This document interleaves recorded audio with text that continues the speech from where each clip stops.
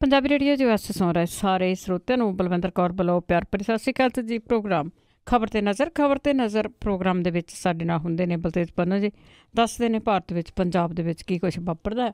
ਖਬਰਾਂ ਤੋਂ ਪਹਿਲਾਂ ਧੰਨਵਾਦ ਕਰਨਾ ਚਾਹੁੰਦੇ ਸਾਡੇ ਸਪਾਂਸਰ ਜਿਨ੍ਹਾਂ ਨੇ ਇਹਨਾਂ ਪ੍ਰੋਗਰਾਮਾਂ ਨੂੰ ਸਪਾਂਸਰ ਕੀਤਾ। ਆਪ ਸਭ ਤੱਕ ਪਹੁੰਚਾਇਆ ਜੀ ਸਰਬਜੀਤ ਸਿੰਘ ਚੌਕਰ ਟਰਲਕ ਤੋਂ, ਸੁੱਚਾ ਸਿੰਘ ਜੀ ਅਫਰੈਜ਼ਨਾ ਤੋਂ, ਬਹਾਦਰ ਸਿੰਘ ਗਿੱਲ ਫਾਵਲਰ, ਸਤਨਾਮ ਸਿੰਘ ਸ਼ੇਖ ਗਿੱਲ ਸਲਮਾ ਤੋਂ, ਇਸ਼ਾਨਜੀਤ ਸਿੰਘ ਕਲੋਟੀ ਜੁੱਬਾ ਸਿਟੀ ਤੋਂ, ਗੁਰਦੀਪ ਸਿੰਘ ਬਿਰਦੀ ਕਲੋਵਸ, ਸੁਰਿੰਦਰ ਸਿੰਘ ਹਰਵਿੰਦਰ ਸਿੰਘ ਸਮਰਾ ਜੁੱਬਾ ਸਿਟੀ ਤੋਂ, ਜੱਸੀ ਗਿੱਲ, ਤਲਵਿੰਦਰ ਸਿੰਘ ਤੇ ਪ੍ਰੀਤਮ ਸਿੰਘ ਗਿੱਲ ਬੇਕਰਸਵੇਲ ਤੋਂ, ਟਲੈਰੀ ਟਰੱਕ ਤੇ ਟ੍ਰੇਲਰ ਰਿਪੇਅਰ ਵਾਲੇ ਜਿਨ੍ਹਾਂ ਤੋਂ ਤੁਸੀਂ ਟਰੱਕ ਵਾਸ਼ ਵੀ ਕਰਵਾ ਸਕਦੇ ਹੋ ਟਲੈਰੀ ਤੋਂ, ਜਿਨ੍ਹਾਂ ਦਾ ਫੋਨ ਨੰਬਰ 5596851260। ਖਾਲਸਾ ਇੰਸ਼ੋਰੈਂਸ ਵਾਲੇ ਜਿਨ੍ਹਾਂ ਤੋਂ ਹਰ ਇੱਕ ਤਰ੍ਹਾਂ ਦੀ ਇੰਸ਼ੋਰੈਂਸ ਕਰਾ ਸਕਦੇ ਹੋ 4082722500 ਇਹਨਾਂ ਦਾ ਫੋਨ ਨੰਬਰ ਹੈ।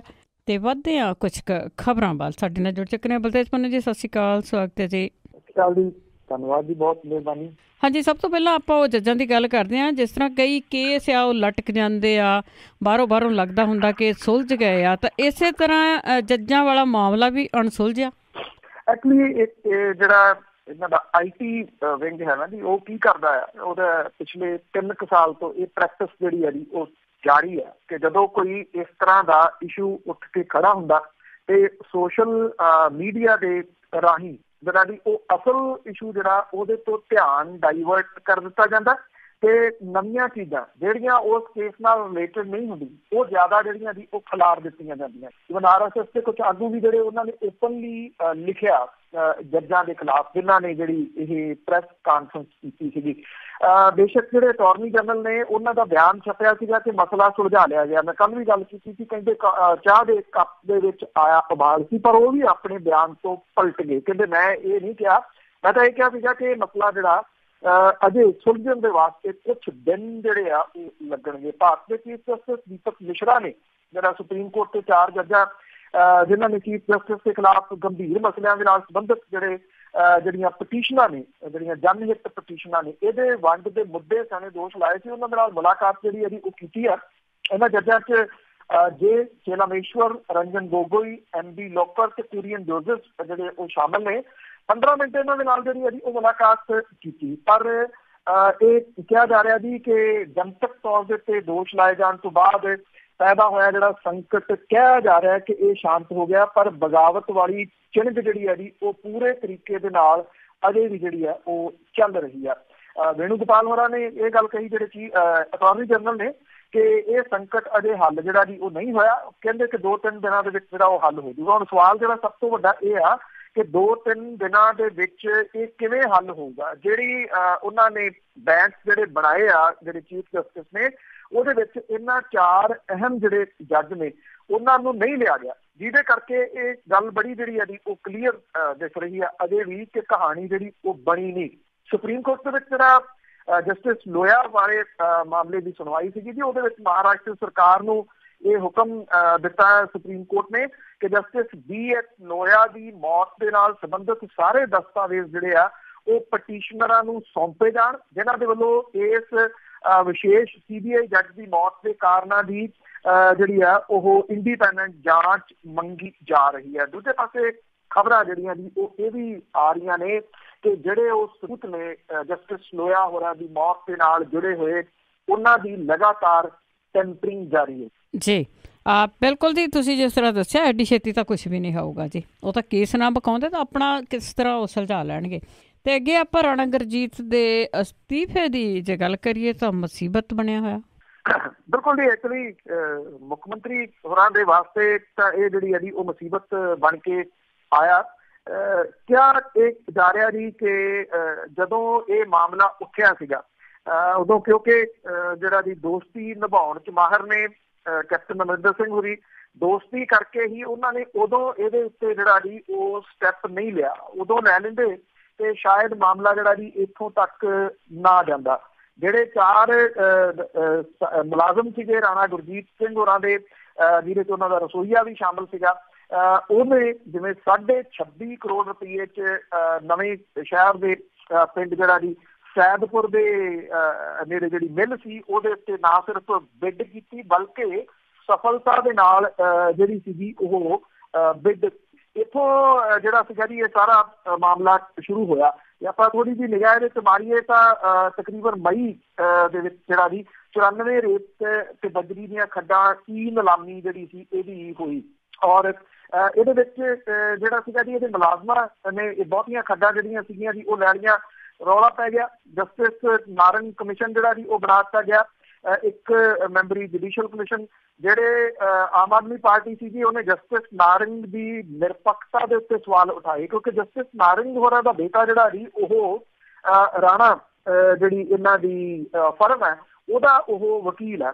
ਔਰ ਉਦੋਂ ਬਾਅਦ ਜਿਹੜਾ ਸੀਗਾ ਜੀ ਇੱਕ ਚੰਡੀਗੜ੍ਹ ਦਾ ਜਿਹੜਾ ਇੱਕ ਅਖਬਾਰ ਆ ਉਹਨੇ ਨਿਰੰਤਰ ਇਹਦੇ ਉੱਤੇ ਜਿਹੜੀ ਸੀ ਉਹ ਰਿਪੋਰਟਿੰਗ ਕੀਤੀ ਔਰ ਦੱਸਿਆ ਕਿ ਜਿਹੜੇ ਮੁਲਾਜ਼ਮ ਸੀਗੇ ਉਹਨਾਂ ਦੇ ਬੈਂਕ ਖਾਤੇ ਜਿਹੜੇ ਸੀ ਉਹਨਾਂ ਦੇ ਵਿੱਚ ਪੈਸੇ ਕਿੱਥੋਂ ਆਏ। ਜੂਨ ਦੇ ਵਿੱਚ ਜਿਹੜਾ ਪੰਜਾਬ ਵਿਧਾਨ ਸਭਾ ਦੇ ਵਿੱਚ ਬਜਟ ਸੈਸ਼ਨ ਦੇ ਦੌਰਾਨ ਇਸ ਮੁੱਦੇ ਨੂੰ ਲੈ ਕੇ ਕਾਫੀ ਰੌਲਾ ਰੱਪਾ ਜਿਹੜਾ ਵੀ ਪਿਆ।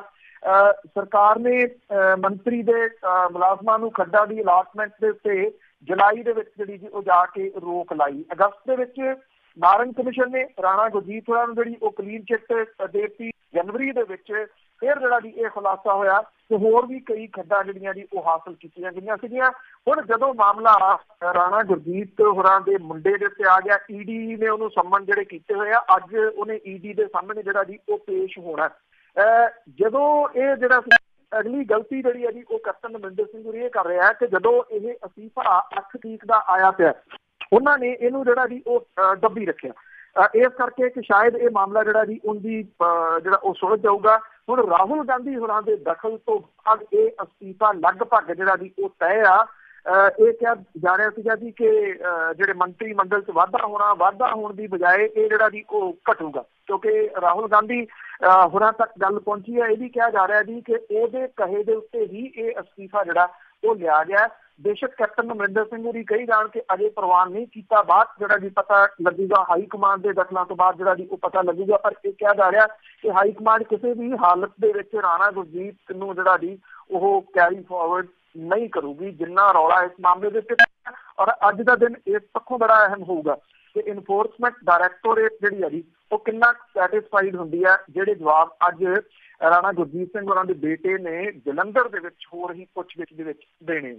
ਹੈ ਤਾਂ ਜੀ ਕੁਛ ਨਾ ਕੁਛ ਗੜਬੜੀ ਆ। ਚਲੋ ਅੱਗੇ ਚੱਲ ਕੇ ਇਸ ਦੀ ਵੀ ਗੱਲ ਕਰਦੇ ਹਾਂ, ਤੇ ਅੱਗੇ ਆਪਾਂ ਕਰਜ਼ਾ ਮਾਫੀ ਦੀ ਗੱਲ ਕਰਦੇ ਹਾਂ ਕਿ ਸਰਕਾਰ ਨੇ ਕਰਜ਼ਾ ਮਾਫੀ ਤਾਂ ਕੀਤੀ ਆ, ਕਿਤੇ ਅੱਧੀ ਕਿਤੇ ਥੋੜੀ ਕਿਤੇ ਸਾਰੀ, ਪਰ ਜਿਹੜੀ ਉਸ ਦੀ ਅਸਫਲਤਾ ਆ ਉਸ ਦਾ ਨਜ਼ਲਾ ਅਫਸਰਾਂ ਤੇ ਝਾੜਿਆ। ਬਿਲਕੁਲ ਜੀ, ਐਕਚੁਅਲੀ ਜਿੰਨੀ ਆਪਾਂ ਲਗਾਤਾਰ ਇਹਦੇ ਉੱਤੇ ਜਿਹੜੀ ਉਹ ਗੱਲ ਕਰਦੇ ਆ ਰਹੇ ਹਾਂ ਕਿ ਜਿਹੜੇ ਕਰਜ਼ਾ ਮੁਆਫੀ ਦੇ ਵਾਸਤੇ ਮਾਨਸਾ ਸਮਾਗਮ ਹੋਇਆ ਸੀਗਾ, ਸਰਕਾਰ ਨੇ 600 ਬੱਸਾਂ ਕੀਤੀਆਂ, ਗੁਰਦਾਸ ਮਾਨ ਦਾ ਗਿੜਦਾ ਪਵਾਇਆ, ਇੰਨਾ ਕੁਛ ਹੋਇਆ ਦੀ ਬਜਾਏ ਇਹਦੇ ਕਿ ਇਹਦੀ ਤਾਰੀਫ ਹੁੰਦੀ, ਇਹ ਉਲਟ ਇਹਦੀ ਆਲੋਚਨਾ ਜਿਹੜੀ ਸੀ ਉਹ ਹੋਣੀ ਸ਼ੁਰੂ। ਇੱਕ ਤਾਂ ਖੁਦਕੁਸ਼ੀਆਂ ਨਹੀਂ ਜਿਹੜੀਆਂ ਦੀ ਉਹ ਰੁਕੀਆਂ, ਜਿਹੜੇ ਤਰੀਕੇ ਨਾਲ ਕਿਤੇ 5 ਕਿਤੇ 7 ਰੁਪਈਏ ਜਾਂ ਜਿਹੜੇ ਕੁਛ ਧਨਾੜ ਸੀ ਉਹ ਵੀ ਇਹਦਾ ਲਾਹਾ ਲੈ ਗਏ।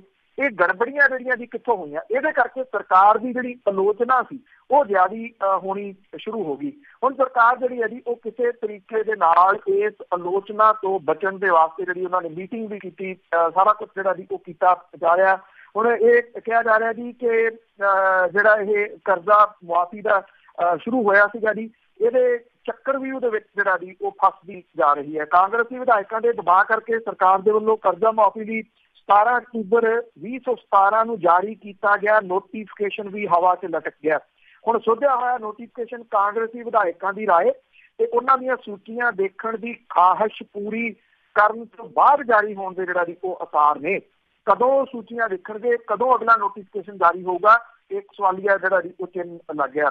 ਜਿਹੜੀ ਉੱਚ ਪੱਧਰੀ ਮੀਟਿੰਗ ਜਿਹੜੀ ਹੋਈ ਆ ਇਹਦੇ 'ਚ ਜ਼ਿਆਦਾ ਜਿਹੜੀ ਜੀ ਕਰਜ਼ਾ ਮੁਆਫੀ ਦੇ ਉੱਤੇ ਹੀ ਗੱਲਬਾਤ ਹੋਈ ਔਰ ਫਿਲਹਾਲ ਇਹ ਕਾਰਵਾਈ ਜਿਹੜੀ ਹੈ ਜੀ ਉਹ ਟਾਲ ਦਿੱਤੀ ਗਈ ਹੈ ਕਿ ਅੱਗੋਂ ਕਦੋਂ ਜਿਹੜਾ ਜੀ ਨੈਕਸਟ ਸਟੈਪ ਲਿਆ ਜਾਊਗਾ।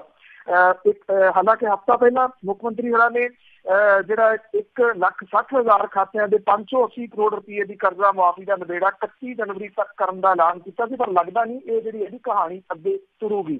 ਜਿਹੜੇ ਕਾਂਗਰਸੀ ਵਿਧਾਇਕ ਉਹਨਾਂ ਨੇ ਕਰਜ਼ਾ ਰਾਹਤ ਸਕੀਮ ਦੀਆਂ ਖਾਮੀਆਂ ਦੇ ਵਾਸਤੇ ਸੂਬੇ ਦੀ ਅਫਸਰਸ਼ਾਹੀ ਦੇ ਉੱਤੇ ਤਿੱਖੇ ਹਮਲੇ ਜਿਹੜੇ ਆ ਜੀ ਕੀਤੇ ਆ ਔਰ ਉਹਨਾਂ ਨੇ ਕਿਹਾ ਕਿ ਜੇ ਸਕੀਮ ਦਾ ਪਹਿਲਾਂ ਮੰਥਨ ਕਰ ਲਿਆ ਜਾਂਦਾ ਤਾਂ ਸਰਕਾਰ ਨੂੰ ਐਡੀ ਮੁਸ਼ਕਲ ਸਥਿਤੀ ਦਾ ਸਾਹਮਣਾ ਨਹੀਂ ਸੀ ਕਰਨਾ ਪੈਣਾ ਤੇ ਨਾ ਹੀ ਕਿਸਾਨਾਂ ਨੂੰ ਮਾਮੂਲੀ ਰਕਮ ਦੇ ਚੈੱਕ ਜਿਹੜੇ ਆ ਜੀ ਉਹ ਜਾਰੀ ਹੋਣੇ ਸੀਗੇ।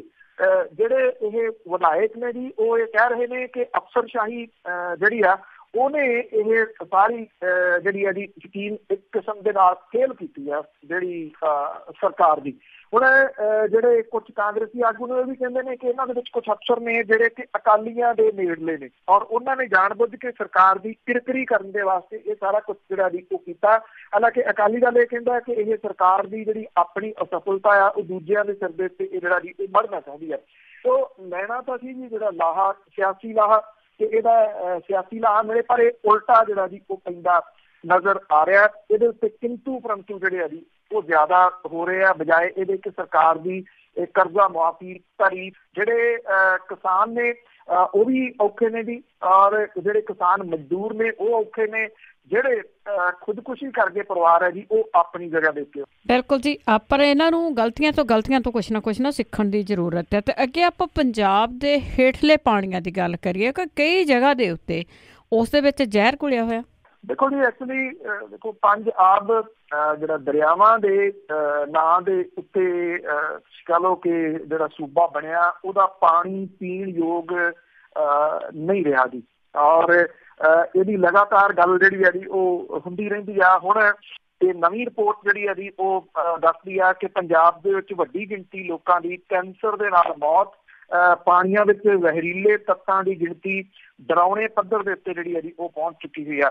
ਖੇਤੀਬਾੜੀ ਰਾਹੀਂ ਜਿਹੜਾ ਜੀ ਇਹ ਖਾਣ ਪੀਣ ਦੀ ਲੜੀ ਦੇ ਵਿੱਚ ਜਾਣੋਂ ਰੋਕਣ ਲਈ ਸੂਬਾ ਸਰਕਾਰ ਨੇ ਕਦਮ ਚੁੱਕਣ ਬਾਰੇ ਅਜੇ ਸੋਚਣਾ ਹੈ। ਪੰਜਾਬ ਦੀ ਖੇਤੀਬਾੜੀ ਜਿਹੜੀ ਹੈ ਜੀ ਵੱਡੇ ਪੱਧਰ ਦੇ ਉੱਤੇ ਧਰਤੀ ਹੇਠਲੇ ਪਾਣੀ ਦੇ ਉੱਤੇ ਨਿਰਭਰ ਹੈ। ਖੇਤੀ ਵਿਭਾਗ ਨੇ ਹਾਲੇ ਸੂਬੇ ਦੇ ਇਸ ਜ਼ਹਿਰੀਲੇ ਪਾਣੀ ਦੇ ਖੇਤੀ ਦੇ ਉੱਤੇ ਪੈਣ ਵਾਲੇ ਪ੍ਰਭਾਵ ਦੇ ਬਾਰੇ ਕੋਈ ਤੱਥ ਨਹੀਂ ਦਿੱਤੇ, ਪਰ ਪੰਜਾਬ ਜਲ ਸੈਨੀਟੇਸ਼ਨ ਵਿਭਾਗ ਸੂਬਾ ਵਾਸੀਆਂ ਨੂੰ ਸੰਖਿਆ ਮੁਕਤ ਪਾਣੀ ਸਪਲਾਈ ਯਕੀਨੀ ਬਣਾਉਣ ਦੇ ਵਾਸਤੇ ਜਿਹੜਾ ਜੀ ਉਹ ਤਰੀਕੇ ਵਰਤ ਰਿਹਾ। ਅੰਮ੍ਰਿਤਸਰ, ਤਰਨਤਾਰਨ ਤੇ ਗੁਰਦਾਸਪੁਰ ਪੱਟੀ ਦੇ ਵਿੱਚ ਜਲ ਸਪਲਾਈ ਸੈਨੀਟੇਸ਼ਨ ਵਿਭਾਗ ਪੰਜਾਬ ਦੇ ਵੱਲੋਂ ਸੂਬੇ ਭਰ ਦੇ ਵਿੱਚ ਧਰਤੀ ਹੇਠਲੇ ਪਾਣੀ ਨੂੰ ਲੈ ਕੇ ਜਿਹੜੇ ਭਰੇ ਗਏ ਨਮੂਨਿਆਂ ਦੇ ਵਿੱਚ ਅੰਮ੍ਰਿਤਸਰ, ਤਰਨਤਾਰਨ ਤੇ ਗੁਰਦਾਸਪੁਰ ਜ਼ਿਲ੍ਹਿਆਂ ਦੇ ਵਿੱਚ ਜਿਹੜਾ ਜੀ ਭਾਰੀ ਮਾਤਰਾ 'ਚ ਇਹ ਰਸਾਇਣ ਜਿਹੜਾ ਜੀ ਉਹ ਮਿਲਿਆ। ਭਾਵੇਂ ਜਿਹੜਾ ਜੀ ਇਹ ਕਿਹਾ ਜਾ ਰਿਹਾ ਕਿ ਇਹਨਾਂ ਜ਼ਿਲ੍ਹਿਆਂ ਦੀ ਸਥਿਤੀ ਬਹੁਤ ਮਾੜੀ ਆ, ਪਰ 4 ਜ਼ਿਲ੍ਹਿਆਂ ਦੀ ਸਥਿਤੀ ਜਿਹੜੀ ਹੈ ਜੀ ਉਹ ਬਹੁਤ ਚਿੰਤਾਜਨਕ ਹੈ। ਇਹ ਰਿਪੋਰਟ ਜਿਹੜੀ ਦੱਸਦੀ ਹੈ ਕਿ ਟਿਊਬਵੈੱਲਾਂ ਰਾਹੀਂ ਧਰਤੀ ਹੇਠਲਾ ਜਿਹੜਾ ਪਾਣੀ ਇਹਦੀ ਬੇਹਿਸਾਬੀ ਜਿਹੜੀ ਵਰਤੋਂ ਆ ਉਹ ਜਿਹੜੀ ਜੀ ਸੰਖਿਆ ਰਲਣ ਦੀ ਵੱਡਾ ਕਾਰਨ ਜਿਹੜੀ ਆ ਉਹ ਮੰਨੀ ਜਾ ਰਹੀ ਹੈ, ਜਿਹੜਾ ਕਿ ਮਨੁੱਖ, ਜੀਵ ਜੰਤੂ ਤੇ ਸਮੁੱਚੇ ਵਾਤਾਵਰਨ ਦੇ ਵਾਸਤੇ ਘਾਤਕ ਹੈ। ਇਹ ਕਿਹਾ ਜਾ ਰਿਹਾ ਕਿ ਭਾਵੇਂ ਸੰਖਿਆ ਵਰਗੇ ਤੱਤਾਂ ਦੀ ਜਿਹੜੀ ਭਾਰੀ ਮਾਤਰਾ ਦਾ ਆਪਸ ਦੇ ਵਿੱਚ ਕੈਂਸਰ ਨਾਲ ਸਿੱਧਾ ਸੰਬੰਧ ਨਹੀਂ ਹੈ, ਪਰ ਜਿਹੜੀ ਭੋਜਨ ਲੜੀ ਰਾਹੀਂ ਮਨੁੱਖ ਤੇ ਜੀਵ ਜੰਤੂਆਂ ਨੂੰ ਲੱਗਣ ਵਾਲੀਆਂ ਬਿਮਾਰੀਆਂ ਦਾ ਇਹ ਵੱਡਾ ਕਾਰਨ ਹੈ। ਪੰਜਾਬ 'ਚ ਗੋਭੀ, ਭਿੰਡੀ ਤੇ ਜੀਰੀ ਦੇ ਵਿੱਚ ਵੱਡੀ ਮਾਤਰਾ ਦੇ ਵਿੱਚ ਜ਼ਹਿਰੀਲੇ ਤੱਤ ਜਿਹੜੇ ਆ ਜੀ ਉਹ ਮਿਲੇ ਆ। ਜਿਹੜੀ ਖੇਤੀਬਾੜੀ ਦੇ ਜੁਆਇੰਟ ਡਾਇਰੈਕਟਰ ਰਾਜੇਸ਼ ਵਸ਼ਿਸ਼ਟ ਨੇ ਕਿਹਾ ਜੀ ਕਿ ਦੇਸ਼ ਦੇ ਵਿੱਚ ਰੋਜ਼ 1500 ਵਿਅਕਤੀਆਂ ਦੀ ਕੈਂਸਰ ਦੇ ਨਾਲ ਮੌਤ ਦੇ ਬਾਵਜੂਦ ਪੰਜਾਬ ਦੇ ਧਰਤੀ ਹੇਠਲੇ ਪਾਣੀ ਦੇ ਵਿੱਚ ਮਿਲੀ ਸੰਖਿਆ ਨੂੰ ਗੰਭੀਰਤਾ ਦੇ ਨਾਲ ਨਹੀਂ ਲਿਆ ਜਾ ਰਿਹਾ ਜੀ। ਭਾਵ ਕਿ ਇਹ ਇਸ ਤਰ੍ਹਾਂ ਦੀਆਂ ਰਿਪੋਰਟਾਂ ਪਹਿਲਾਂ ਵੀ ਜਿਹੜੀਆਂ ਉਹ ਆਉਂਦੀਆਂ ਰਹੀਆਂ ਨੇ, ਅੱਗੋਂ ਵੀ ਆਉਂਦੀਆਂ ਰਹਿਣਗੀਆਂ। ਇਸ ਪਾਸੇ ਵੱਲ ਕੋਈ ਜਿਹੜਾ ਜੀ ਉਹ ਫਿਕਰ ਨਹੀਂ ਹੈਗਾ, ਨਾ ਪਿਛਲੀਆਂ ਸਰਕਾਰਾਂ ਦਾ, ਨਾ ਮੌਜੂਦਾ ਹੀ ਜਿਹੜੀ ਹੈ ਜੀ ਕੋਈ ਗੱਲਬਾਤ ਇਸ ਤਰ੍ਹਾਂ ਦੀ ਦਿਖ ਰਹੀ ਆ ਕਿ ਇਹਦੇ ਉੱਤੇ ਕੋਈ ਫਿਕਰਮੰਦੀ ਜਿਹੜੀ ਆ ਉਹ ਦਿਸੀ ਹੋਵੇ। ਪਰ ਇੰਨਾ ਜ਼ਰੂਰ ਹੈ, ਇਹ ਸੰਖਿਆ ਦਾ ਜਿਹੜਾ ਮਿਲਣਾ ਜੀ ਵਿਗਿਆਨੀ ਜਿਹੜੇ ਉਹ ਦੱਸਦੇ ਆ ਖਤਰਨਾਕ ਹੈ ਜੀ ਬਹੁਤ। ਬਿਲਕੁਲ ਜੀ, ਲੋਕ ਰੋਜ਼ ਪੀਂਦੇ ਆ, ਰੋਜ਼ ਦੀ ਵਰਤੋਂ ਦੇ ਵਿੱਚ ਇਹ ਆਉਂਦਾ ਆ।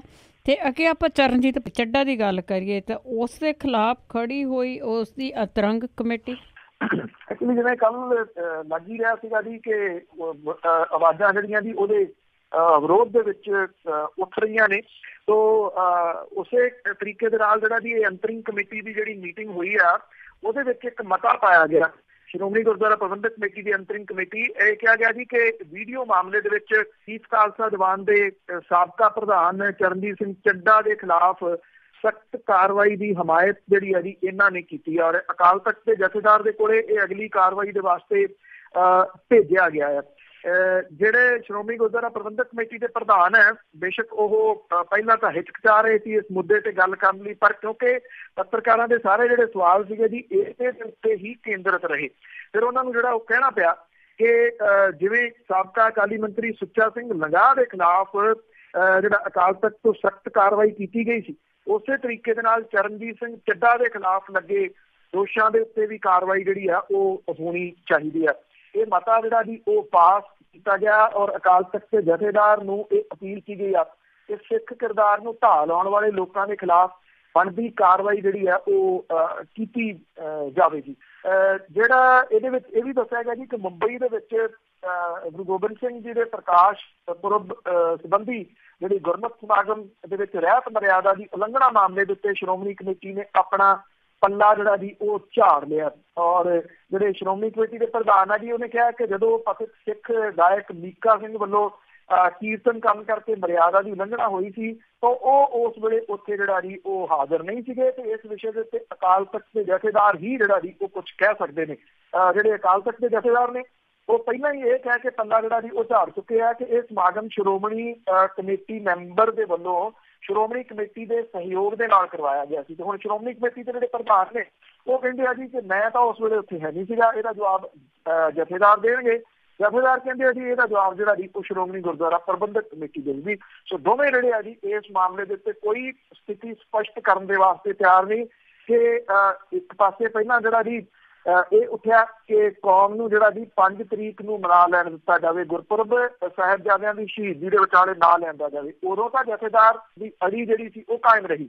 ਇੱਥੇ ਲੋਕਾਂ ਨੂੰ 25 ਤਰੀਕ ਨੂੰ ਮਨਾਉਣ ਦਾ ਕਹਿ ਕੇ ਆਪ ਮੁੰਬਈ ਦੇ ਵਿੱਚ ਜਿਹੜਾ ਜੀ ਉਹ 5 ਵਾਲੇ ਸਮਾਗਮਾਂ ਵਿੱਚ ਜਾ ਸ਼ਾਮਲ ਹੋਏ ਸੀਗੇ। ਜੀ ਬਿਲਕੁਲ, ਜਿੱਥੇ ਉਹਨਾਂ ਦੀ ਆਪਣੀ ਮਰਜ਼ੀ ਹੁੰਦੀ ਹੈ ਕਈ ਗੱਲਾਂ ਦਾ ਤਾਂ ਇਹਨਾਂ ਨੂੰ ਬੜੀ ਛੇਤੀ ਪਤਾ ਲੱਗ ਜਾਂਦਾ। ਤੇ ਅੱਗੇ ਆਪਾਂ CBI ਦੀ ਗੱਲ ਕਰੀਏ, ਉਹ ਟੀਮ ਵੱਲੋਂ ਸਿਰਸਾ ਦੇ ਵਿੱਚ ਲਗਾਤਾਰ ਪੁੱਛਗਿੱਛ ਇਹ ਜਿਹੜਾ ਪ੍ਰੈਸ਼ਰ ਹੈ ਉਹ ਲਗਾਤਾਰ ਸਿਰਸਾ ਦੇ ਵਿੱਚ ਬਣਾਇਆ ਹੋਇਆ ਜੀ CBI ਨੇ ਵੀ ਤੇ SIT ਨੇ, ਕਿਉਂਕਿ ਜਿਹੜਾ 25 ਤਰੀਕ ਨੂੰ ਸਮਾਗਮ ਉੱਥੇ ਹੋਣਾ ਉਹ ਇਹ ਕਿਹਾ ਜਾ ਰਿਹਾ ਕਿ ਹੁਣ ਨਹੀਂ ਦਿੱਤਾ ਜਾਊਗਾ। ਇਹਦੇ ਸੰਬੰਧੀ ਚਿਸ਼ਤੀ ਵੀ ਜਿਹੜੀ ਆ ਉਹ ਕੀਤੀ ਗਈ ਆ, ਲਿਖਤੀ ਰੂਪ ਦੇ ਵਿੱਚ ਜਿਹੜਾ ਲਾਇਆ ਗਿਆ ਕਿ ਕੋਈ ਸਮਾਗਮ ਜਿਹੜਾ ਇਹਦੇ ਗੁਰਮੀਤ ਰਾਮ ਰਹੀਮ ਦਾ ਗੁਰੂ ਆ ਜੀ ਸ਼ਾਹ ਸਤਨਾਮ ਉਹਦੇ ਜਿਹੜਾ ਜੀ ਮਨਾਇਆ ਜਾਂਦਾ ਜਨਮ ਦਿਨ, ਇਹ ਕਿਹਾ ਗਿਆ ਜੀ ਕਿ ਉਹਨੂੰ ਇਹ ਸਮਾਗਮ ਬਿਨਾਂ ਪਰਮਿਸ਼ਨ ਤੋਂ ਨਹੀਂ ਕਰਨ ਦਿੱਤਾ ਜਾਊਗਾ।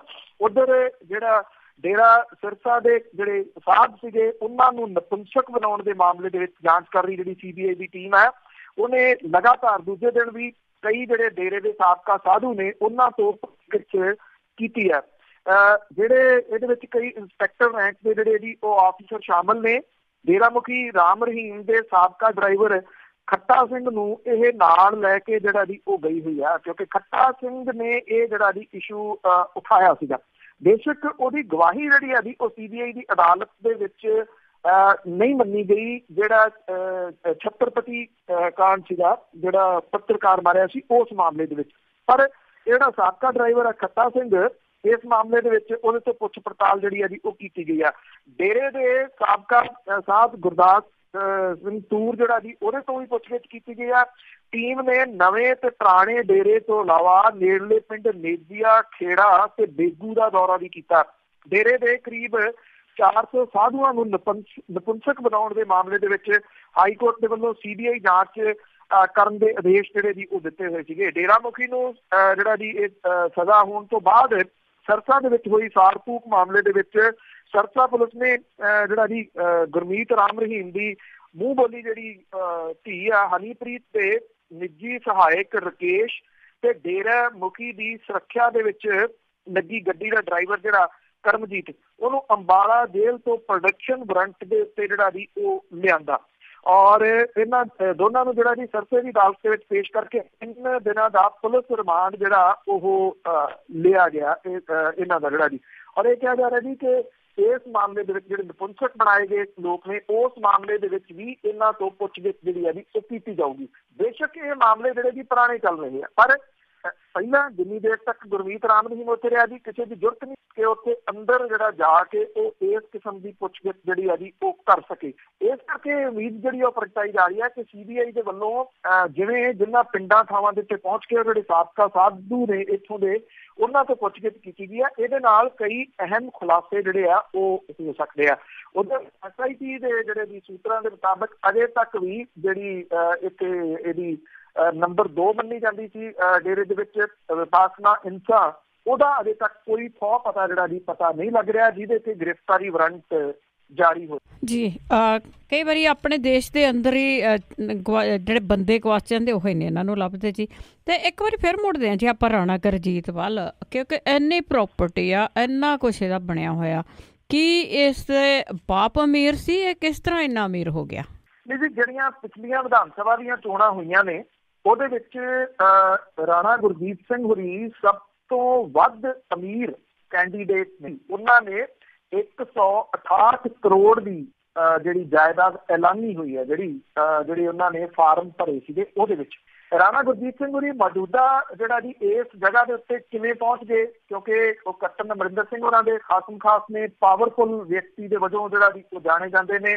ਰਾਣਾ ਗੁਰਜੀਤ ਹੋਰਾਂ ਦਾ ਜਿਹੜਾ ਜੀ ਪਿਛੋਕੜ ਬੰਗਾ ਨੇੜਲੇ ਪਿੰਡ ਬਾੜ ਮਾਜਰਾ ਦਾ ਹੈ ਜੀ, ਔਰ ਇਹ ਕਿਸਾਨ ਪਰਿਵਾਰ 1950 ਦੇ ਵਿੱਚ ਬਾਗਪੁਰ, ਜਿਹੜਾ ਕਿਸੇ ਟਾਈਮ ਉੱਤਰ ਪ੍ਰਦੇਸ਼ ਦੇ ਵਿੱਚ ਹੁੰਦਾ ਸੀਗਾ, ਹੁਣੇ ਉੱਤਰਾਖੰਡ ਦੇ ਵਿੱਚ ਜਿਹੜਾ ਵੀ ਚਲੇ ਗਿਆ, ਉੱਥੇ ਜਾ ਕੇ ਵਸਿਆ। 1956 ਦਾ ਜਨਮ ਹੈ ਰਾਣਾ ਗੁਰਜੀਤ ਦਾ। ਉੱਥੇ ਇਸ ਪਰਿਵਾਰ ਨੇ ਹਜ਼ਾਰਾਂ ਏਕੜ ਜ਼ਮੀਨ ਜਿਹੜੀ ਸੀ ਉਹ ਲੀਜ਼ ਤੇ ਲੈ ਕੇ ਵਾਹੀ ਠੇਕੇ ਤੇ ਲੈ ਕੇ ਰਾਣਾ ਗੁਰਜੀਤ ਉਹਦੀ 10ਵੀਂ ਤੱਕ ਜਿਹੜਾ ਉਹ ਪੜ੍ਹੇ ਹੋਏ ਨੇ। ਰਾਣਾ ਗੁਰਜੀਤ ਹੋਰਾਂ ਨੇ 1987 ਦੇ ਵਿੱਚ ਜਦੋਂ ਪੰਜਾਬ ਦੇ ਵਿੱਚ ਮਾੜੇ ਦਿਨ ਸਨ, ਇਹਨਾਂ ਦਿਨਾਂ ਦੇ ਵਿੱਚ ਪੰਜਾਬ ਵਾਪਸੀ ਜ਼ਮੀਨ ਖਰੀਦਣੀ ਸ਼ੁਰੂ ਕੀਤੀ। ਸਭ ਤੋਂ ਪਹਿਲਾਂ ਰੋਪੜ ਦੇ ਵਿੱਚ ਕੁਰਾਲੀ ਨੇੜੇ ਖੰਡ ਮਿੱਲ ਸ਼ੁਰੂ ਕੀਤੀ, ਜਿਹਦਾ ਉਦਘਾਟਨ ਉਦੋਂ ਦੇ ਰਾਜਪਾਲ ਸਰਦਾਰ ਸ਼ੰਕਰ ਰੇ ਨੇ ਕੀਤਾ। 1990 ਦੇ ਵਿੱਚ ਸ਼ੁਰੂ ਦੇ ਵਿੱਚ ਉਹਦਾ ਕਾਂਗਰਸੀ ਆਗੂਆਂ ਦੇ ਨਾਲ ਜਿਹੜਾ ਸੀਗਾ ਜੀ ਮੇਲ ਜੋਲ ਸ਼ੁਰੂ ਹੋਇਆ, ਔਰ ਉਦੋਂ ਦੇ ਜਿਹੜਾ ਪੰਜਾਬ ਪਬਲਿਕ ਸਰਵਿਸ ਕਮਿਸ਼ਨ ਦੇ ਚੇਅਰਮੈਨ ਬੇਅੰਤ ਸਿੰਘ ਹੋਰਾਂ ਦੀ ਵਿਚੋਲਗੀ ਦੇ ਨਾਲ ਰਾਣਾ ਗੁਰਜੀਤ ਹੋਰਾਂ ਨੂੰ ਅੰਮ੍ਰਿਤਸਰ ਦੇ ਕੋਲੇ ਪਿੰਡ ਬੁੱਤਰ ਦੇ ਵਿੱਚ ਖੰਡ ਮਿੱਲ ਜ਼ਮੀਨ ਮਿਲੀ। ਇਹਦੇ ਤੋਂ ਬਾਅਦ ਜਿਹੜਾ ਸੀਗਾ ਜੀ ਇਸ ਪਰਿਵਾਰ ਦਾ ਗੋਲਡਨ ਪੀਰੀਅਡ ਜਿਹੜਾ ਸੀਗਾ ਜੀ ਉਹ ਸ਼ੁਰੂ ਹੋ ਗਿਆ। ਰਾਣਾ ਗੁਰਜੀਤ ਸਿੰਘ ਹੋਰਾਂ ਨੇ ਬੇਅੰਤ ਸਿੰਘ ਦੇ ਵਾਸਤੇ ਫੰਡ ਦੇਣੇ ਸ਼ੁਰੂ ਕਰਤੇ। 1992 ਦੇ ਵਿੱਚ ਬੇਅੰਤ ਸਿੰਘ ਹੋਰੀ ਮੁੱਖ ਮੰਤਰੀ ਬਣ ਗਏ। ਇਸ ਤੋਂ ਬਾਅਦ ਲਾਲੜੂ ਪਟਿਆਲਾ ਦੇ ਵਿੱਚ ਰਾਣਾ ਪੋਲੀਕੋਟ ਲਿਮਟਿਡ ਕੰਪਨੀ ਖੋਲੀ ਗਈ। 1998 ਦੇ ਵਿੱਚ ਹੋਈ ਆਦਮਪੁਰ ਚੋਣ ਦੇ ਵਿੱਚ ਰਾਣਾ ਗੁਰਜੀਤ ਹੋਰਾਂ ਨੇ ਕਾਂਗਰਸ ਲਈ ਵੱਡੇ ਪੱਧਰ ਦੇ ਉੱਤੇ ਫੰਡ ਇਕੱਠੇ ਕੀਤੇ। ਸਾਲ 2002 ਦੇ ਵਿੱਚ ਰਾਣਾ ਗੁਰਜੀਤ ਹੋਰਾਂ ਨੂੰ ਕਪੂਰਥਲਾ ਵਿਧਾਨ ਸਭਾ ਹਲਕੇ ਤੋਂ ਟਿਕਟ ਮਿਲੀ। 10,000 ਵੋਟਾਂ ਦੇ ਫਰਕ ਨਾਲ ਉਹਨੇ ਜਿਹੜੀ ਸੀ ਉਹ ਚੋਣ ਜਿੱਤੀ। ਜਲੰਧਰ ਦੇ ਵਿੱਚ ਲੋਕ ਸਭਾ ਸੀਟ ਤੋਂ ਜਿਹੜਾ ਸੀ ਨਰੇਸ਼ ਗੁਜਰਾਲ ਨੂੰ ਉਹਨੇ ਹਰਾਤਾ ਜੀ, ਕਿਉਂਕਿ ਪਾਵਰਫੁਲ ਹੋ ਗਏ। ਔਰ ਇੱਕ ਦਹਾਕੇ ਦੇ ਵਿੱਚ ਰਾਣਾ ਗੁਰਜੀਤ ਸਿੰਘ ਹੋਰੀ ਕੈਪਟਨ ਅਮਰਿੰਦਰ ਸਿੰਘ ਹੋਰਾਂ ਦੇ ਖਾਸਮ ਖਾਸ ਬਣ ਗਏ। ਜਦੋਂ 2014 ਦੇ ਵਿੱਚ ਅੰਮ੍ਰਿਤਸਰ ਦੀ ਸੰਸਦੀ ਚੋਣ ਹੋਈ ਤਾਂ ਰਾਣਾ ਗੁਰਜੀਤ ਸਿੰਘ ਹੋਰਾਂ ਨੇ ਫੰਡ ਜਿਹੜੇ ਸੀ ਵੱਡੇ ਪੱਧਰ ਦੇ ਉੱਤੇ ਦਿੱਤੇ। 2007 ਦੇ ਵਿੱਚ ਅਕਾਲੀ ਭਾਜਪਾ ਗੱਠਜੋੜ ਦੀ ਸਰਕਾਰ ਆਉਣ ਤੇ 10 ਸਾਲ ਇਹ ਸਰਕਾਰ ਰਹਿਣ ਦੇ ਬਾਵਜੂਦ ਰਾਣਾ ਗੁਰਜੀਤ ਸਿੰਘ ਹੋਰਾਂ ਦੇ ਕਾਰੋਬਾਰ ਦੇ ਵਧਣ ਫੁੱਲਣ ਦੇ ਵਿੱਚ ਕੋਈ ਕਿਸੇ ਕਿਸਮ ਦੀ ਮੁਸ਼ਕਲ ਪੇਸ਼ ਨਹੀਂ ਆਈ। ਪੰਜਾਬ ਤੋਂ ਲੈ ਕੇ ਸਾਊਥ ਅਫਰੀਕਾ ਤੱਕ ਜਿਹੜਾ ਜੀ ਕਾਰੋਬਾਰ ਦੇ ਵਿੱਚ ਪੈਰ ਜਮਾਉਣ ਵਾਲੇ ਰਾਣਾ ਗੁਰਜੀਤ ਸਿੰਘ ਹੋਰਾਂ ਦੇ ਚੋਣ ਕਮਿਸ਼ਨ ਦੇ ਕੋਲ ਦਸਤਾਵੇਜ਼ਾਂ ਦੇ ਅਨੁਸਾਰ 10 ਕੰਪਨੀਆਂ ਦੇ ਵਿੱਚ ਔਰ ਕਈ ਮੁਲਕਾਂ ਦੇ ਵਿੱਚ ਉਹਦੇ ਸ਼ੇਅਰ ਨੇ। ਬਿਲਕੁਲ ਜੀ, ਇਹ ਆ ਪੰਜਾਬ ਦੇ ਕਈ ਗਰੀਬ ਮੰਤਰੀ ਆ ਜਿਹੜੇ। ਤੇ ਅੱਗੇ ਅਖੀਰ ਦੇ ਵਿੱਚ ਆਪਾਂ ਪੰਜਾਬ ਦੇ ਲੋਕਾਂ ਦੀ ਜੇ ਗੱਲ ਕਰੀਏ, ਕਿੰਨੇ ਕੁ ਬਿਜ਼ਨਸ ਚੱਲਦੇ ਆ ਜਿਨ੍ਹਾਂ ਨੇ 6.5 ਕਰੋੜ ਰੋਜ਼ ਦਾ ਹੀ ਉਹ ਫੋਨ ਤੇ ਖਰਚਦੇ ਆ? ਬਿਲਕੁਲ ਜੀ, ਇਹ ਜਿਹੜੇ ਤੱਥ ਨੇ ਉਹ ਬਿਲਕੁਲ ਦੂਜੇ ਸੂਬਿਆਂ ਦੇ ਨਾਲੋਂ ਡਿਫਰੈਂਟ ਨੇ ਜੀ, ਕਿ ਇੱਥੇ ਲੋਕ ਕਿੰਨੇ ਕੁ ਜਿਹੜੇ ਆ ਉਹ ਮੋਬਾਇਲ ਫੋਨ ਦੀ ਵਰਤੋਂ ਕਰਦੇ ਆ। ਬੇਸ਼ੱਕ ਸਮੁੱਚਾ ਪੰਜਾਬ ਇਸ ਵੇਲੇ ਸੰਕਟ ਦੇ ਉੱਤੇ ਖੜਾ ਹੋਵੇ ਜੀ, ਉਦੋਂ ਇਹ ਜਿਹੜੇ ਤੱਥ ਆ ਜੀ ਜੇ ਕਿਸੇ ਨੂੰ ਦੱਸਣੇ ਹੋਣ ਤੇ ਉਹ ਕਹੂਗਾ ਕਿਹੜਾ ਸੰਕਟ ਜੀ। ਪੰਜਾਬੀ ਜਿਹੜੇ ਨੇ ਉਹ ਰੋਜ਼ ਸੈੱਲ ਫੋਨ ਦੇ ਉੱਤੇ ਗੱਲਾਂ ਕਰਨ ਦੇ ਵਿੱਚ 6.5 ਕਰੋੜ ਰੁਪਈਆ ਮੋਬਾਇਲਾਂ ਦੇ ਉੱਤੇ ਜਿਹੜਾ ਜੀ ਉਹ ਫੂਕਦੇ ਆ। ਔਰ ਪੰਜਾਬ ਦੇ ਲੋਕਾਂ ਦਾ ਘੱਟੋ ਘੱਟ ਟੈਲੀਫੋਨ ਇਹਦੇ ਵਿੱਚ ਲੈਂਡਲਾਈਨ ਤੇ ਮੋਬਾਇਲ ਖਰਚਾ 2300 ਕਰੋੜ ਰੁਪਈਆ ਸਾਲਾਨਾ ਜਿਹੜਾ ਜੀ ਉਹ ਬਣਦਾ ਅਪਰੋਕਸੀਮੇਟਲੀ। ਜਿਹੜਾ ਕੇਂਦਰ ਦਾ ਸੰਚਾਰ ਮੰਤਰਾਲਾ ਉਹਦੇ ਵਿੱਚ ਪੰਜਾਬ 'ਚ ਇਸ ਵੇਲੇ 3 ਕਰੋੜ 84 ਲੱਖ ਟੈਲੀਫੋਨ ਲੈਂਡਲਾਈਨ ਤੇ ਮੋਬਾਇਲ ਨੇ, ਜਿਹਦੇ ਵਿੱਚੋਂ 1 ਕਰੋੜ 40 ਲੱਖ ਜਿਹੜਾ ਜੀ ਪਿੰਡਾਂ ਦੇ, 2 ਕਰੋੜ 44 ਲੱਖ ਸ਼ਹਿਰੀ ਖੇਤਰ ਦੇ ਵਿੱਚ ਜਿਹੜੇ ਜੀ ਉਹ ਇਹ ਫੋਨ ਨੇ। ਪੰਜਾਬ ਦੀ ਆਬਾਦੀ ਸਾਲ 17 ਦੇ ਵਿੱਚ 2 ਕਰੋੜ ਤੇ 99 ਲੱਖ ਜਿਹੜੀ ਆ ਜੀ ਉਹ ਆਈ, ਜਦੋਂ ਕਿ ਟੈਲੀਫੋਨਾਂ ਦੀ ਗਿਣਤੀ ਜਿਹੜੀ ਆ ਜੀ ਉਹ 3 ਕਰੋੜ ਤੇ 84 ਲੱਖ ਆ। ਪੰਜਾਬ 'ਚ ਸਾਲ 17 ਦੇ ਵਿੱਚ ਘਰਾਂ ਦੀ ਗਿਣਤੀ ਕਰੀਬ 55 ਲੱਖ ਦੱਸੀ ਗਈ ਹੈ। ਘਰਾਂ ਦੀ ਗਿਣਤੀ ਦੇ ਲਿਹਾਜ਼ ਦੇ ਨਾਲ ਜੇ ਤੁਸੀਂ ਕੈਲਕੂਲੇਟ ਕਰੋ ਤਾਂ ਪੰਜਾਬ ਦੇ ਹਰ ਘਰ ਦੇ ਵਿੱਚ 7 ਟੈਲੀਫੋਨ ਨੇ। ਮੋਬਾਈਲ ਕੰਪਨੀਆਂ ਨੇ ਪੰਜਾਬ ਨੂੰ ਜਿਹੜਾ ਜੀ ਪੂਰੇ ਤਰੀਕੇ ਨਾਲ ਆਪਣੇ ਜਾਲ ਦੇ ਵਿੱਚ ਜਕੜ ਲਿਆ ਹੋਇਆ। ਹਰ ਕਨੈਕਸ਼ਨ ਵਾਲਾ ਜਿਹੜਾ ਜੀ ਟੈਲੀਫੋਨ ਖਰਚ ਪਰ ਮਹੀਨਾ ਜੇ ਘੱਟੋ ਘੱਟ 50 ਰੁਪਏ ਵੀ ਹੋਵੇ ਤਾਂ 3 ਕਰੋੜ ਤੇ 84 ਲੱਖ ਕਨੈਕਸ਼ਨਾਂ ਦੇ ਹਿਸਾਬ ਦੇ ਨਾਲ ਇਹ ਰਕਮ ਜਿਹੜੀ ਹੈ ਜੀ ਸਾਲਾਨਾ 2304 ਕਰੋੜ ਰੁਪਏ ਬਣ ਜਾਂਦੀ ਹੈ। ਹਾਲਾਂਕਿ 50 ਰੁਪਏ ਤੋਂ ਉੱਪਰ ਹੀ ਬਹੁਤ ਜ਼ਿਆਦਾ ਉੱਪਰ ਜਿਹੜਾ ਜੀ ਉਹ ਖਰਚਦੇ ਆ। ਮਹੀਨੇ ਦੀ ਮਿਨੀਮਮ ਰਾਸ਼ੀ ਜਿਹੜੀ ਹੈ ਜੀ ਉਹ ਲਾਈ ਗਈ ਹੈ। ਪੰਜਾਬ ਦੇ ਵਿੱਚ ਹਰ ਮਹੀਨੇ ਟੈਲੀਫੋਨਾਂ ਦੇ ਉੱਤੇ ਘੱਟੋ ਘੱਟ 192 ਕਰੋੜ ਰੁਪਈਆ ਜਿਹੜਾ ਜੀ ਉਹ ਖਰਚਿਆ ਜਾਂਦਾ ਔਰ ਇਹ ਖਰਚਾ ਜਿਹੜਾ ਜੀ ਇਹ ਤੋਂ ਕਿਤੇ ਵੱਧ ਹੈ। ਇਹ ਮਤਲਬ ਕਿ ਇਹ ਅਪਰੋਕਸੀਮੇਟਲੀ ਹੈ। ਪੰਜਾਬ ਦੇ ਵਿੱਚ 31 ਮਾਰਚ 14 ਨੂੰ ਟੈਲੀਫੋਨਾਂ ਦੀ ਗਿਣਤੀ ਜਿਹੜੀ ਉਹ 3 ਕਰੋੜ 23 ਲੱਖ ਸੀਗੀ, ਜਿਹੜੀ ਕਿ 31 ਅਕਤੂਬਰ 17 ਤੱਕ ਵੱਧ ਕੇ 3 ਕਰੋੜ 84 ਲੱਖ ਹੋ ਗਈ। 3.5 ਸਾਲਾਂ ਦੇ ਵਿੱਚ ਟੈਲੀਫੋਨ ਕਨੈਕਸ਼ਨਾਂ ਦੀ ਗਿਣਤੀ ਦੇ ਵਿੱਚ 61 ਲੱਖ ਦਾ ਵਾਧਾ ਹੋਇਆ ਔਰ ਪੰਜਾਬ ਦੇ ਵਿੱਚ ਕੁੱਲ 18,586 ਆਬਾਦ ਪਿੰਡ ਹੈ, ਜਿਨ੍ਹਾਂ ਚੋਂ ਸਿਰਫ 24 ਪਿੰਡ ਇਸ ਤਰ੍ਹਾਂ ਦੇ ਨੇ ਜਿਹੜੇ ਹਾਲੇ ਮੋਬਾਈਲ ਫੋਨਾਂ ਦੀ ਮਾਰ ਦੇ ਵਿੱਚ ਨਹੀਂ। ਇਹਨਾਂ ਪਿੰਡਾਂ ਦੇ ਵਿੱਚ ਗੁਰਦਾਸਪੁਰ ਦੇ 2 ਪਿੰਡ, ਕਪੂਰਥਲੇ ਜ਼ਿਲ੍ਹੇ ਦੇ 6, ਹੁਸ਼ਿਆਰਪੁਰ ਦੇ 8 ਤੇ ਫਿਰੋਜ਼ਪੁਰ ਦੇ 8 ਪਿੰਡ ਜਿਹੜੇ ਵੀ ਉਹ ਸ਼ਾਮਲ ਹੈ। ਅੰਕੜੇ ਜਿਹੜੇ ਦੱਸਦੇ ਆ ਕਿ ਪੰਜਾਬ ਦੇ ਵਿੱਚ 18,333 ਮੋਬਾਈਲ ਟਾਵਰ ਤੇ 4 ਦਰਜਨ ਮੋਬਾਈਲ ਐਕਸਚੇਂਜ ਜਿਹੜੀਆਂ ਦੀ ਉਹ ਹੈਗੀਆਂ ਨੇ ਔਰ ਪੰਜਾਬ ਦੇ ਪੇਂਡੂ ਇਲਾਕੇ ਜਿਹੜੇ ਆ ਜੀ ਹਾਲ ਦੀ ਘੜੀ ਪੰਜਾਬ ਦਾ ਦਿਹਾਤੀ ਇਲਾਕਾ ਜਿਹੜਾ ਉਹ ਟੈਲੀਫੋਨ ਦੇ ਮਾਮਲੇ ਦੇ ਵਿੱਚ ਦੇਸ਼ ਭਰ ਚੋਂ 3 ਨੰਬਰ ਦੇ ਉੱਤੇ ਆ। ਪੇਂਡੂ ਪੰਜਾਬ ਦੀ ਟੈਲੀਫੋਨ ਦੇ ਪਰਸੈਂਟੇਜ ਹੋਵੇ ਤਾਂ ਇਹ 81.2% ਜਿਹੜੀ ਦੀ ਉਹ ਹੈ। ਜਿਹੜਾ ਪਹਿਲਾ ਨੰਬਰ ਪਿੰਡਾਂ ਦੇ ਵਿੱਚ ਜਿਹੜਾ ਜੀ ਉਹ ਹੈਗਾ ਹਿਮਾਚਲ ਪ੍ਰਦੇਸ਼ ਦਾ, ਦੂਜਾ ਨੰਬਰ ਤਾਮਿਲਨਾਡੂ ਦਾ ਹੈ। ਪਿਛਲੇ 3 ਸਾਲਾਂ ਦੇ ਵਿੱਚ ਪੇਂਡੂ ਪੰਜਾਬ ਦੇ ਵਿੱਚ ਟੈਲੀਫੋਨ ਕਨੈਕਸ਼ਨਾਂ ਦੀ ਗਿਣਤੀ 'ਚ 16 ਲੱਖ ਦਾ ਵਾਧਾ ਹੋਇਆ, ਜਦੋਂ ਕਿ ਸ਼ਹਿਰਾਂ ਦੇ ਵਿੱਚ ਇਹ ਗਿਣਤੀ ਜਿਹੜੀ ਹੈ ਜੀ ਉਹ 45 ਲੱਖ ਜਿਹੜਾ ਉਹ ਵਧੀ ਆ। ਅਜੇ ਵੀ ਜਿਹੜੀਆਂ ਟੈਲੀਫੋਨ ਕੰਪਨੀਆਂ, ਸੈੱਲ ਫੋਨ ਕੰਪਨੀਆਂ ਜਿਹੜੀਆਂ ਮੋਬਾਈਲ ਜਿਹੜੀਆਂ ਪ੍ਰੋਵਾਈਡ ਕਰਦੀਆਂ ਨੇ, ਉਹਨਾਂ ਦੀ ਨਿਗਾਹ ਪੰਜਾਬ ਦੇ ਉੱਤੇ ਹੈ ਕਿ ਇਹ ਗਿਣਤੀ ਹੋਰ ਵੀ ਜਿਹੜੀ ਆ ਉਹ ਵੱਧ ਸਕੇ। ਬਿਲਕੁਲ ਜੀ, ਬਿਜ਼ਨਸ ਬਹੁਤ ਹੈਗੇ ਆ ਨਾ ਉੱਥੇ ਲੋਕਾਂ ਦੇ ਕੋਲ, ਇਸ ਕਰਕੇ ਬਾਹਰਲੇ ਕਈ ਥਾਵਾਂ ਦੇ ਨਾਲੋਂ ਉੱਥੇ ਖਪਤ ਜ਼ਿਆਦਾ ਆ। ਬਹੁਤ ਬਹੁਤ ਤੁਹਾਡਾ ਧੰਨਵਾਦ ਜੀ। ਮਿਹਰਬਾਨੀ ਜੀ, ਧੰਨਵਾਦ। ਸਤਿ ਸ਼੍ਰੀ ਅਕਾਲ ਜੀ। ਤੇ ਸਰੋਤੇ ਸਨ ਬਲਤੇਜ ਪੰਨੂ ਜੀ ਸਾਡੇ ਨਾਲ ਜੁੜਦੇ ਨੇ, ਕਰਦੇ ਨੇ ਖਬਰਾਂ। ਹੁਣ ਇਸੇ ਦੇ ਨਾਲ ਸਾਡਾ ਅੱਜ ਦਾ ਬੁਲਟਨ ਇੱਥੇ ਸਮਾਪਤ। ਅਗਲੇ ਬੁਲਟਨ ਤੱਕ ਬਲਵਿੰਦਰ ਕੌਰ ਵੱਲੋਂ ਆਪ ਸਭ ਨੂੰ ਹੀ ਪਿਆਰ ਭਰੀ ਸਤਿ ਸ਼੍ਰੀ ਅਕਾਲ।